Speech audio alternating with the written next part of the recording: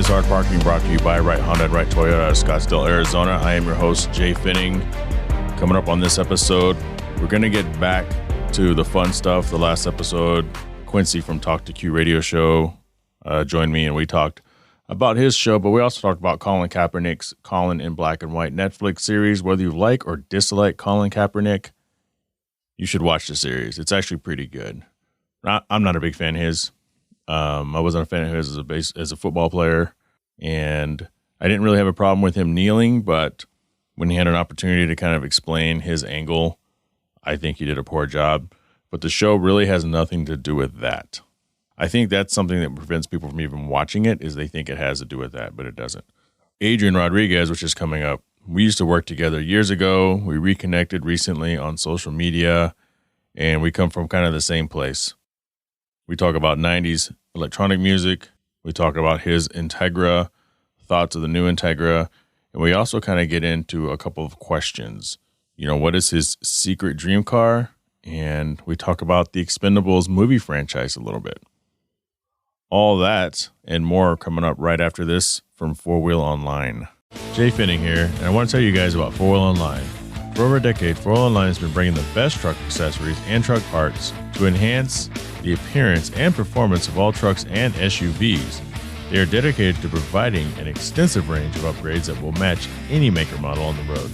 Their truck products cover everything you need to give your truck a custom look and added functionality. And if you need a tire and wheel package, head over and use the configuration tool. They carry all the major brands of wheels and tires, so go get outfitted today. So visit them online at 4Wheel Online or call them at 813-769-2451. Again, that's 4Wheel Online, the number 4 Wheel Online. This guest is brought to you by Cell Shop, an Arizona-based retailer that strives to be your destination of choice for wireless services. Visit them at cellshop.us. That's CELLSHOP.us. Get connected today. Mr. Adrian Rodriguez, right-hand drive SI VTEC Integra on Instagram. You're going to have to break that down in a moment. Welcome to the podcast, man.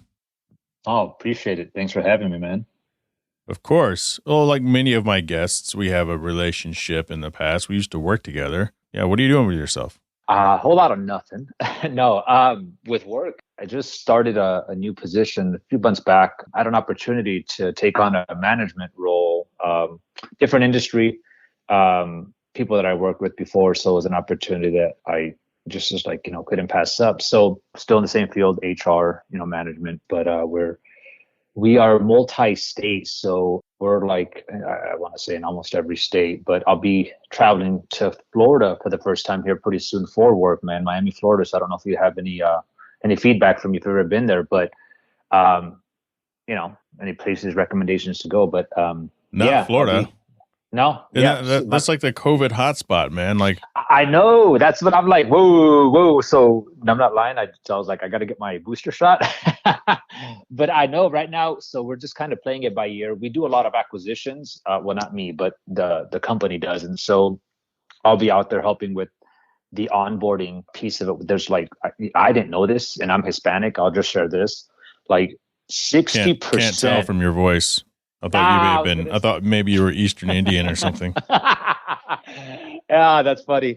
Some people when they talk to me for the first time, I'll get like, "Hey, are you Russian?" And I'm like, "What?" I swear, I was like, I've never heard that before. But no, that's a new one. I've heard Italian. I've heard, right. but they never ever guess it right. They never think Hispanic. They never think, hey, are you Hispanic? And I just think it's funny. But anyways, 60% of the staff there, they only speak Spanish. So that's a big reason why I'm going, just to kind of make them feel comfortable, that type of thing.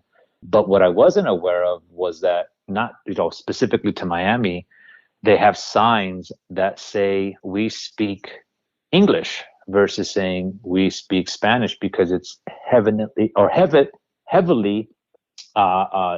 like it's a Spanish speaking population, is my point. Now, have you ever, have you ever been to Miami? Never. First time. I've been to Miami, Arizona. Yeah. There's a Miami, Arizona. There's a Miami, Ohio. Not the same as Miami, Florida. No, you're going to love it, man. I mean, we've been to Miami a few times. Fort Lauderdale Beach is really nice, which is just a little bit north. You probably won't want to come back. That's what I keep hearing. There's like a lot to do, especially like in South Beach area. Mm-hmm. So I'll probably, during the week, whatever, take care of what I need to take care of, but then maybe extend the stay through the weekend and bring the wife and just kind of have a staycation since our 2-year-old rarely gives us, time alone. So looking forward to that. That's a good idea. When I would travel all the time, sometimes Yvette would do that. She would come. I would, travel I would leave Sunday and come home Thursday night, but there were times where I would just stay Thursday and, Uh-huh. Yvette would fly out either Thursday or Friday, and then I would stay through the weekend and she'd fly back home on Sunday, and I would just, work the remaining week. So, if you could take advantage of travel like that, it's definitely worth it. And Miami itself is pretty worth it. So I'd imagine you're going to be renting a car while you're there, right? I am. Yeah, the plan is I don't know where we're staying yet, or any of that type of thing. But yeah, no, definitely have a rental just because I think it's specific to Doral is kind of what I'm understanding. So we'll definitely have a car because there's I think a couple of us going from Arizona, and then there's already other employees there from our company that obviously work there. So I'll definitely have a car. So a lot of sightseeing. So any suggestions, just send it. Hey, let me know. Like I said, The I don't know, this is a food. perfect segue. Yeah, man, just any recommendations. So, it's how can I put it? Trying to be politically correct here. It's You a don't have to be Latin politically. hotspot. Yeah. Yeah. That's all I'll say. It's a Latin hotspot. So it's just diverse. There's Cuban, Puerto Rican, Dominican. Oh, I'm yeah. not sure about Mexican, to be honest with you, but Mexican American type thing, but Right. people, I should say, but yeah, man. So I'm looking forward to trying out the food and whatever else it has to offer. So whatever car you get, you're going to have to come back on the show and talk about it because I have to live my life vicariously to people who travel. So you're going to talk about your rental car. Hopefully, I can get an NSX. Not sure you'll be able to rent an NSX. I have NSX friends in the area. Maybe I can organize something. Right on, man. That'd be cool. No, definitely. I'm sure I'll have a minivan. Nothing fun, nothing worth talking about, is what I'm thinking. So But here's the as deal. long as it gets me around. If you have a minivan, the Chrysler Pacifica is the one you're going to want. Oh, right on. Okay. Yeah. It's So been a if while you, since if I you, rented a car. yeah. So if you see a Pacifica and that's what they give you, do not fret. It's pretty nice. That's my favorite. Okay. That's my favorite multi-people carrying vehicle to rent. So with this new gig, I would imagine the Yeah. difference is do you go into an office or are you mostly remote? Majority, yeah, remote. It's far. It's out. So, I mean, obviously, not everybody's gonna know where this is at, but you know Arizona. It's in Gainey Ranch. So, I know where that is. it's far. For me, it's about 55-minute drive, Where are you? roughly. I'm in Levine, dude. Oh, So I'm in yeah. Levine, bro. Yeah. Yeah, I'm in the outskirts. Even though it's expanding. I mean, everything's blowing up out here, but the 202 just kind of helped with the expansion of that. But yeah, so for me, 45 minutes on a good day, and then about 55 minutes. So I try to go in at least one day a week. This week I didn't go at all, but I have an office, so if I go in a couple of days a week, but then there's certain weeks I may be in there 3-4 times a week. It just depends. Well, for people listening, the distance, like Phoenix is huge, but just thinking about where you live, I'm thinking it's 55 minutes because you're not directly off a freeway. In Gainey, you have to exit and drive to it. It's also not directly off a freeway. So you're dealing with a lot of traffic lights. You're dealing with two of the heaviest segments of traffic when you get on the freeway. Yep, exactly. And then coming home. Yeah. Sucks to be you, man. Yeah. Like I said, that's why I keep it to a day a week because I hate the drive. And then it's just, I mean, we all know it's, time is money. So if I'm sitting in the car for an hour, that's 1 hour less than I'm being productive. But I don't hate to sound all corporate or anything, but it's just what it is. I can get more done. Get up. You are who you are. And I want you to, when we get off this call, I can either forward it to you, you can look it up, but go ahead. There's a song that someone made called Omicron Queen. Oh, okay. And you used to DJ. We'll talk about that. Yeah. You're going to love that. It's a cover. It's probably one of the best, fake songs I've ever heard. It's well done. And it's right up your alley. Check that out. Oh, right on, because it's Florida. Yep. Florida, here I come is what they say. Instead of love on the run. I'll be jamming into that as we're landing. I'll be making sure to have that on my headphones. So I'll check that out. Definitely. So let's talk about, so you used to do some DJing too. And then also we're going to talk about cars because this is the non-automotive automotive podcast. But, Yeah. We'll get into that. You We'll sent get me a into that for video sure. a little earlier and you were jamming out with your mijo. Yeah, man. I'm sure you like that track. I know I noticed on your IG page you have some vinyl, which is cool. You got some Paul Van Dyke. Some PVD, yes. Yeah, man. This is a legend, just like Paul Oakenfold, the great Sasha Digweed. I'm a big. I don't know how I can stress this more than just saying big, but into the progressive sound. That I was like what progressive too, yeah. yeah, man.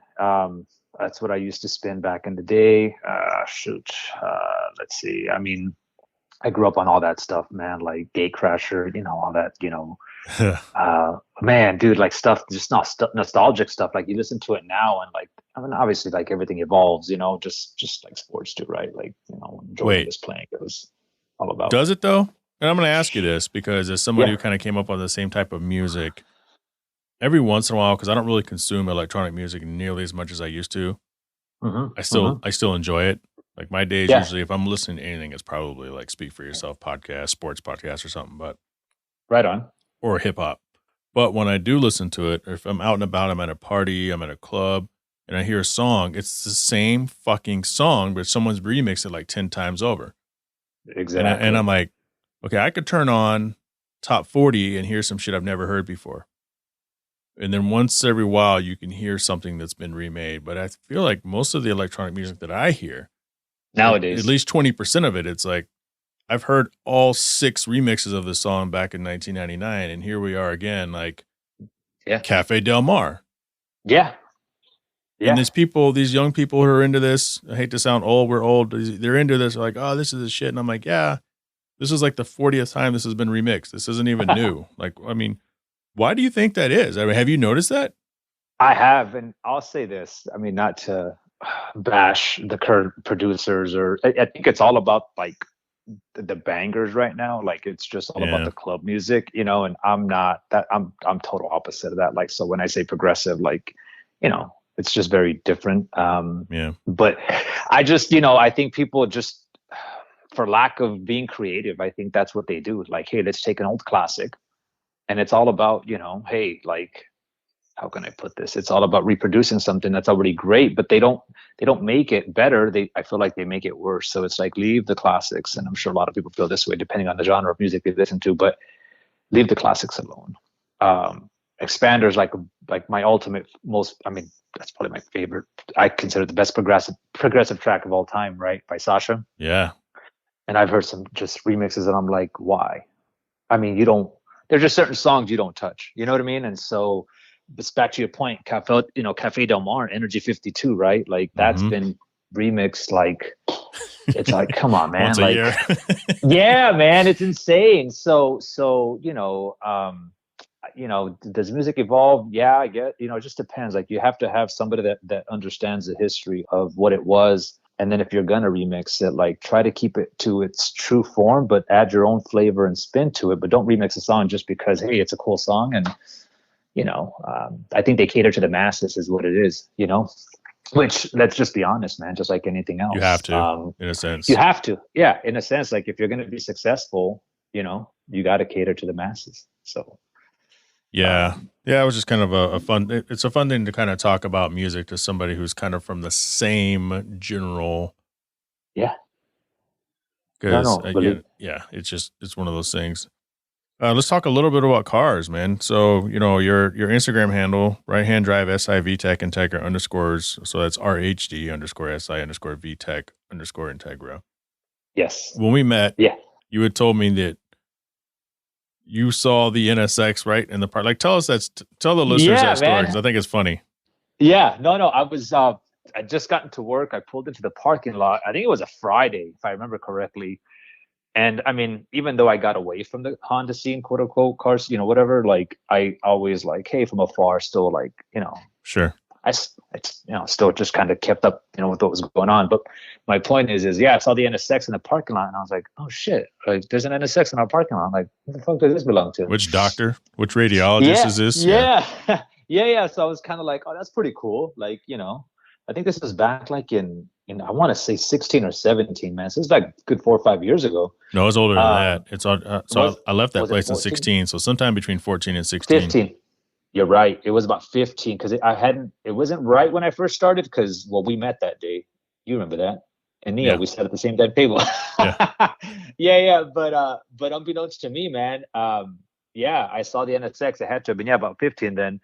And then, whatever. And then I think we were eating lunch one day and I don't know if it was Brian who said, hey, I don't know, said something about an NSX. And that, as soon as I heard the words, I was like, wait, he's talking about NSX over here. And then it was just kind of like this unknown secret that obviously the car belonged to you, man. So I was like, wait, that's your NSX, the black one I saw out there? And then you're like, yeah, that's mine. And I was like, oh, shit. And that had already been a while since I had seen it, man. So I thought that was super cool because coming from I've been into Honda since the 90s. I'm not trying to sound like, oh my God, I'm an OG or anything like that. But I mean, it's just what it is. I got my license in 97. So, or 96. Anyways, whatever. My point is the NSX was always the ultimate, dream car. If you were a Honda fanboy in the 90s, you know what I mean? So, it was kind of cool, man, to know that you owned the NSX. And, but at that point I had already like gotten rid of my old car. And so I've been removed, from that like 5-6 years, man. But, I was like, man, one day I want to own one of these. And I wish I would have known then what I know now, man. I mean, don't we all with everything? Yeah, I mean, yeah, hindsight is 2020, right? But I remember thinking, they've come down far enough at that time. Like, oh, I'll own one in a few years, whatever. Just wait a little longer, right? Yeah, I was like, they're only going to get cheaper, and then shit, dude. Like in 19, I got back into it. 18 or 19, I bought my Legend because I kind of just wanted I don't know, I wanted a hobby, I guess, man. But my point is, I started seeing what the prices of them were at just any Honda in general, Acura, and I was just like, oh my God, this is a bad time to get back into these cars. But even though, like I said, I got away from it like 2009, 2010, I think it's kind of when I just kind of was like, I'm done. Started raising a family type thing. Just didn't have time for it anymore. And here we are, 2022, and I always wanted a right-hand drive. Speaking of, so I sold the Legend. I had a 95 Coupe Legend. Mm-hmm. Sold that to some guy in Kentucky, and then that just kind of got me right back into like I always had a love for Integras, and so then I bought this right-hand drive that I saw was imported from Japan. It has like 54,000 original miles, pristine condition for the year. And I inquired, and then I had it transported from Virginia. And then June of this year, or last year, I'm sorry, damn, I forget, we're in 2022. Right. June of June. You're allowed to forget for like the first month. I'm telling you, man, I'm still signing 2021 on my signature, right, on my dates. You know what I'm saying? Or PDF signing them, I should say. But yeah, man. So I bought this right-hand drive, and I love it, man. It's all all original. I get weird looks everywhere I go, though, when I'm driving it, of course, because I'm on the wrong side of the. When I'm driving, everybody's looking at me like out of their driver's seat, and I'm in the passenger seat to them, and so they're like, "What the hell is this guy doing?" So it's kind of cool. What about that? So the right-hand drive, I mean, I know a few guys with right-hand drive cars. I just can't wrap my head around it. It seems dangerous. It's not as bad as you think. Everybody asks me that, how hard is it to drive? I'm like, it's really not. It's just, you have to get used to like stupid things like, hey, we're used to the blinker being on the left side in our USDM cars, but on the JDM cars, it's on the right side. So I forget sometimes. And I turned on the windshield wipers because the windshield wipers are on the left side. The turn signal is on the right. It's just dumb stuff like that. And then when I'm not like paying attention and I need to move the car or something, I'll still drive to the left side of it. And I just feel like an idiot because the steering wheel is on the right. So just, little things like that, man. But it's really no different, to be honest with you. It's once, you do it a few times, you're like, sure. And I'll say this, for me, talking about like, whatever, being into the cars for such a long time, like Super Street. I know you remember that. Oh yeah. Super Street. And you had Nads on here. That's, what's funny? It's a funny story. That just reminds me. We had Nads on One Drink Wednesday. I haven't had him on the podcast yet. I'm still working on it.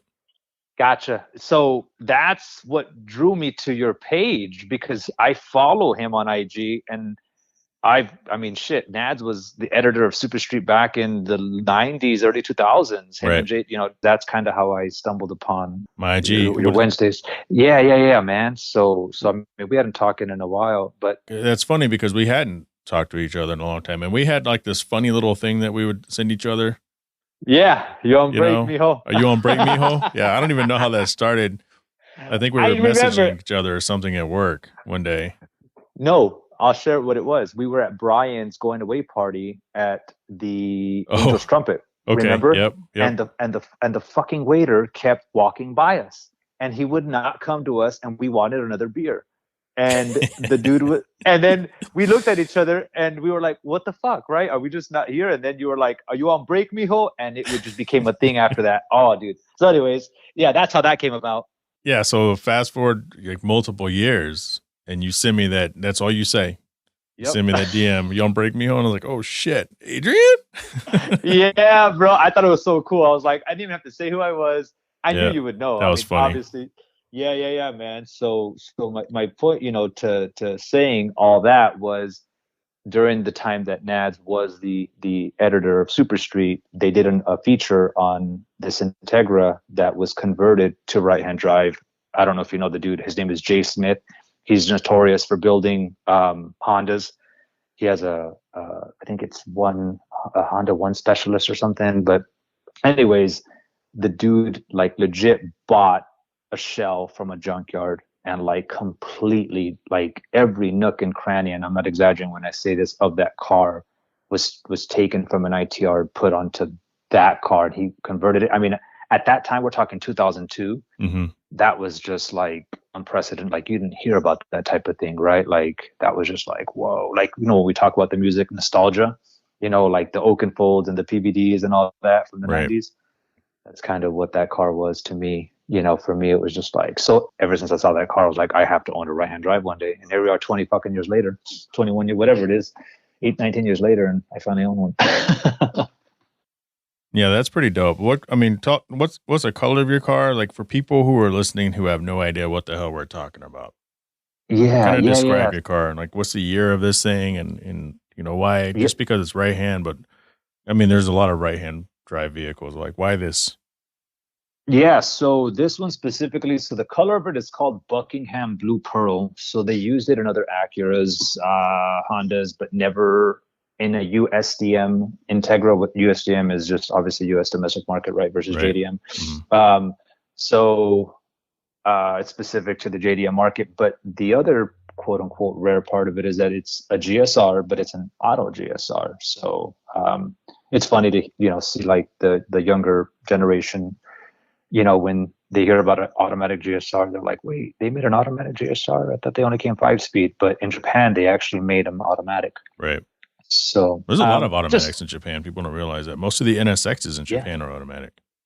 That's my point. So they have better, I'm going to say better, but, maybe just more variety over there, if you will. And so,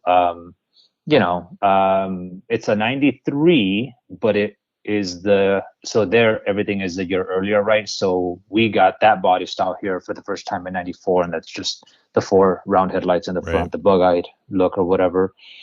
But yeah, it's a 93 SI VTEC as the IG handle states. But yeah, man, I mean, I wanted a 4-door, and here's the thing, funny story, I'll share this. I always hated 4-doors growing up. Like in my younger days, I was like, I always thought 4-door Integras are so ugly.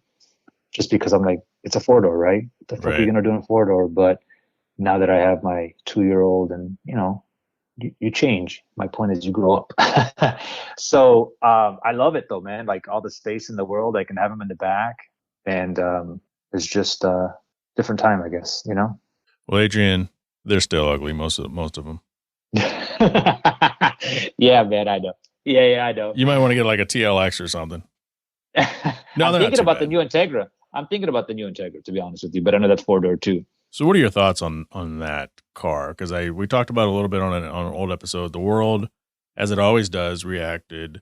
Some loved it, some hated it. Most people weighed in who weren't even thinking about, like, it wasn't even an idea of theirs to get the vehicle, but everyone has an opinion, and that's okay.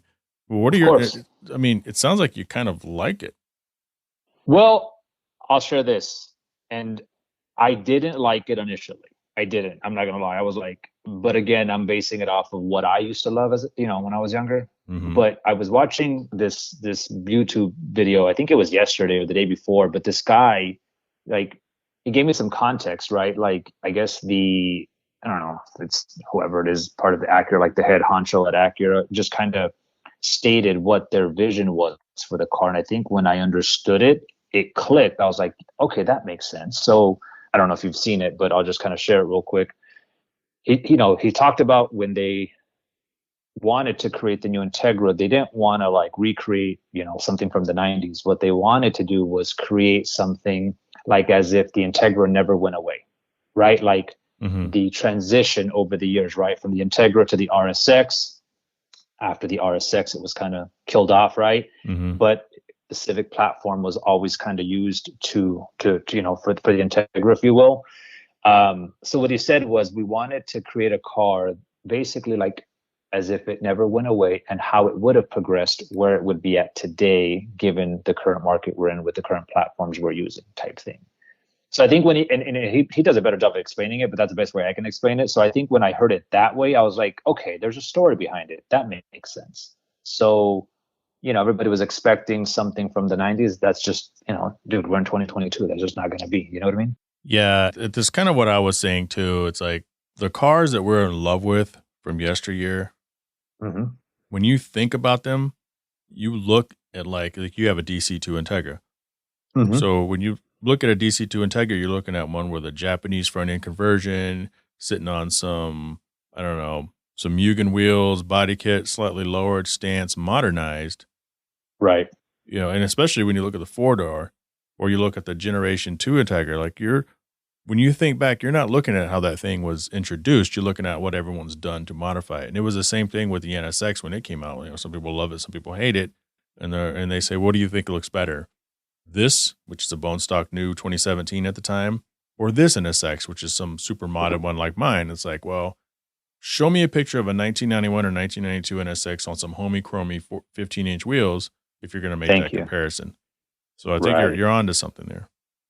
Yeah, man. So I think that's when I was like, it was kind of like, okay, different perspective, right? And so, I mean, I was, so for me, that kind of changed. And it's weird. It's funny how words can just change that or just kind of, adding context to something. But I'm not saying I'm in love with the design, but again, it's just, let's wait to see what the Type S model brings. Cause let's just be they're gonna Type S package with it. So, and I think as to your point, as they start making parts for it and people start modifying it, I mean, hell, the car had just been released and people were already doing like the photoshopping, right? With, this in one a looks white so version. Much better, doesn't it? Well, yeah, because it's got wheels and it's slammed, but it's the same fucking car.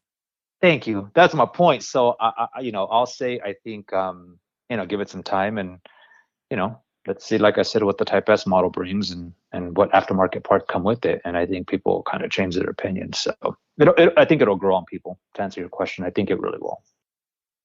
Adrian, you want to get to a couple? I have a few questions here I can select from. Yeah, some fun questions.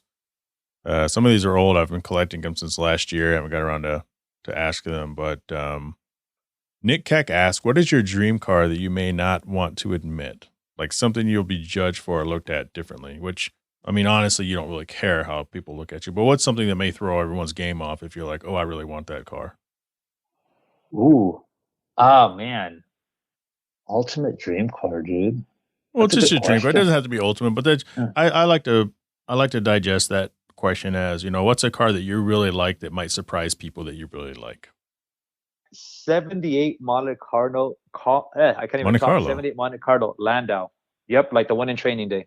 Growing up in the 90s, being Hispanic, I'm not trying to like stereotype, but dude, I was into lowriders. But Monte Carlos and Buick Regals, homie. I mean, those were the poster cars if you didn't have like an old Impala.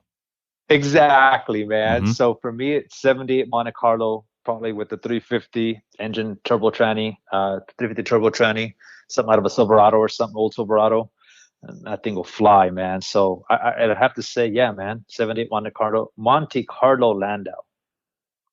That's a really nice car. There's a lot of cars that I like, man. That's the thing. There's a lot of cars I don't know if I'd call it, because the question is dream car, so I feel like I'm kind of robbing them out of this. But, I used to really like, I want to say it's the mid to late 90 Camaro SS.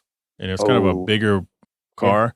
But back then it was that and the Firebird. But I always liked that old SS. And it's something I've always been kind of curious about. And I think if I showed up with one, like, I sold the NSX, and if I'm like, hey guys, just picked up my new car, and they're going to be like, what the fuck? What the fuck? Exactly. Because it's so different from what you had before, right? But I think that's a car. I should just keep that question on deck and just ask people that question, because it's a good one. I like it. Yeah, man, definitely. And just kind of see what the responses are, considering what one's driving now versus what the answer is, right? So, not to get off topic, but what is your plan now that you sold the NSX? Like, what are you going to do? I don't know if that's hush hush or. Yeah, we don't talk about those things on this podcast. But there's something I'm kind of have lined up. Just there's a few things that need to happen to make that happen. And there's also, other cars that I'm looking at in case it doesn't happen. Because it's all about, like I said in the recent episodes, it's all about moving on a little bit. I mean, it's okay to leave things in the past. I mean, if you want to go and get a 4-door, second or third gen Acura Integra because your mijo, likes it, that's on you. Yeah, But, for me, it's just, I don't know, it's kind of like moving on a little bit. So, I have a pretty fun daily right now in Infiniti FX50S. We'll see what happens. I hear you, man. No, that's cool. Yeah, got to keep it close to the vest. But yeah, as soon as, I'm sure whatever it is you decide, man, it'll be the right thing. So. Got one more for you. I'm assuming you're a big fan of the Expendables movies. Oh my God. How did this person know? Who is this person? Dude, I just got to share this. Sylvester Stallone is my ultimate favorite actor. So favorite movies of all time are Rocky. Man, I could go on and on about that. So to answer the question, hell yes, I love Expendables, man. That's whoa. So have you kind of romanticized where every time he yells Adrian, you're like, he's talking to me? How did you know? Adrian, I'm right here, Rocky. I'm right here. I replay it all the time. He's just not talking to me. I'm like, why can't he be talking to me? No, man. It should be your ringtone. Legit. Like, he's up there in age now. He's like 74, I think, man. Yeah, he's old. But he's still hitting it. Like some of his videos, he's like doing these pull-ups at like 100-pound dumbbell or something crazy like that. But yeah, man, if and when he passes on, man, that'll be a sad it'll suck. Me, so. But here's a question from Dave. Who is the next possible wave of action movie stars to replace Expendables? And so what I would say to this question is, instead of just naming like a handful of people, like who's maybe one or two people you could see being in the next iteration of Expendables, which I've heard they're making. I haven't really looked it up, but I love those movies. They suck, but they're so good too. I know. They're just like, how do you say, guilty pleasures, right? Like just like, They're action cheese. Yeah, dude, that's it. So honestly, I mean, today's action hero, it doesn't compare to the 80s. Like your Arnolds, your Van Dammes, your Stallones. I mean, now you can have, John Wick. He's a fucking badass, but he's not muscular. You know what I'm saying? Like, but current. I mean, they had Antonio Banderas was in the last one. Yeah, but he's old as shit too. I know, but he's not, the whole muscular thing. Oh, true. He was in a specialist, member opposite Sylvester Stallone with Sharon Stone. But if we're talking current generation that could potentially take on the Expendables, I mean, who's the Spider-Man kid? What's the kid's name again? No, Tom Holland. And you're missing. Okay, let me help you out here. The obvious one would be Dwayne "The Rock" Johnson. Yeah, but he's old too. He's in his no. But he hasn't been in any of the Expendable movies, and so the Expendable movies. Sorry. Yeah, this is who.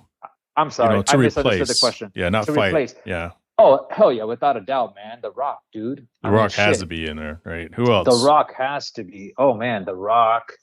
I mean, they could, Vin Diesel, start working out again. I was just thinking the same thing. Yeah, dude, those guys won't make a movie together. I know. But it's got to be Vin Diesel. It's got to be The Rock. And there's got to be somebody. Maybe Chris Hemsworth. I thought his wasn't okay. Yeah, his brother his brother was. Yeah, and he got killed. Okay, that's what I thought. Yeah, he was. So Hemsworth. I would even say John Cena, dude. That would be. I think Cena would be a good one too. Yeah. Yeah, man. He's fucking, big, anyways, Cena, dude, What's his face? Fucking Aquaman. Oh, Jason Momoa, dude. Yeah, I could see Jason Momoa as one. He's kind of charismatic too. Him and Stallone did that bullet to the head together. Yeah. I know all the Stallone movies, man, but that was not the greatest. But yeah, he was the bad guy, badass in that one. So yeah, I could totally see him in Expendables, bro. Like that would be. Everybody we name can kind of pull off that kind of deadpan humor, just enough to make you smile. Yeah. All those guys just kind of fit in. I mean, they brought Chuck Norris for one of them, so that was kind of cool too. But on the third one, I think it was or something. But yeah, everybody's in there. Love those. Yeah, man, love those because it's a throwback to like our era, if you will.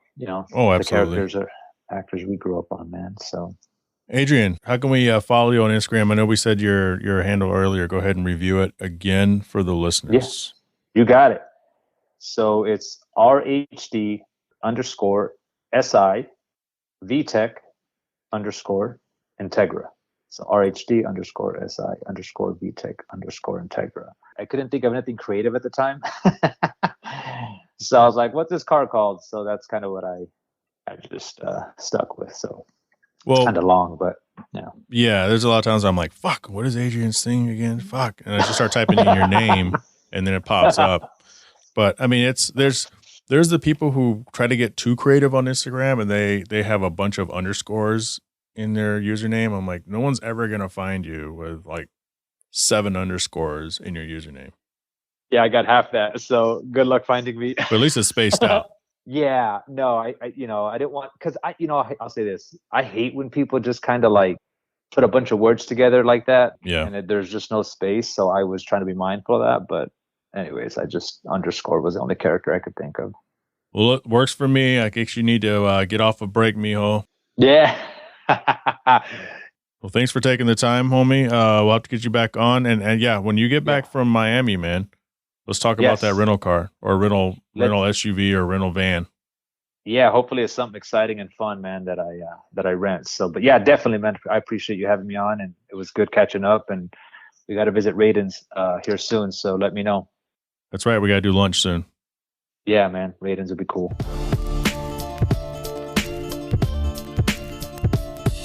Want to thank Adrian Rodriguez for joining the show. We had a lot of fun. So I wanted to get kind of back to a kind of a more fun episode.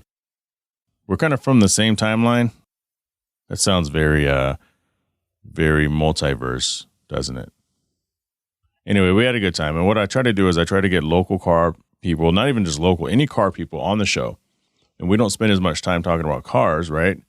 And for those of you who are used to this podcast, you already know this. But for those of you who are new, kind of understand the focus. We want to get the mindset, the thoughts. What are you into? What are you not into? And yeah, let's talk about your car a little bit. But, what do you think about this music? What do you think about what's going on in DC? And we don't really get too political, but we have fun because everybody who owns a car also has an opinion on other things in life. This week is Barrett-Jackson. I did go the other day, but I may go once or twice again because there's people in town and I'd like to hang out with people. Mr. Darrow, who was on the Fuel Fest episode, is in town. He's the gentleman who had bought the Type R at Barrett-Jackson last year. Remember the whole Cody Walker episode that we did. It'd always be a good time to reconnect, have other friends who are in town as well. So let me know if you want to hear a little bit about that or not. Leave me a comment. Send me an email, HardParkingPodcast@gmail.com. You want to follow me on Instagram, that's jfinning, JHAEPFENNING. Join the Hard Parking Violations Facebook group. Subscribe to me on YouTube, youtube.com/HardParkingPodcast, I think, or Hard Parking Media.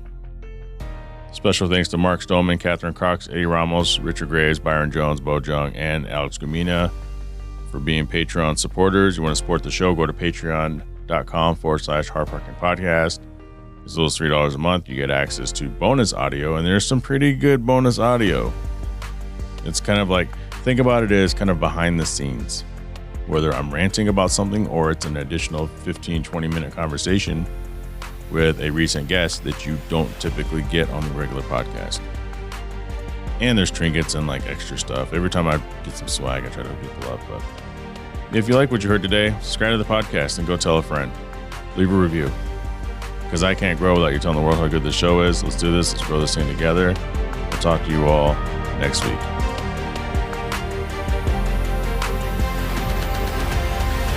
A beater. Shut up!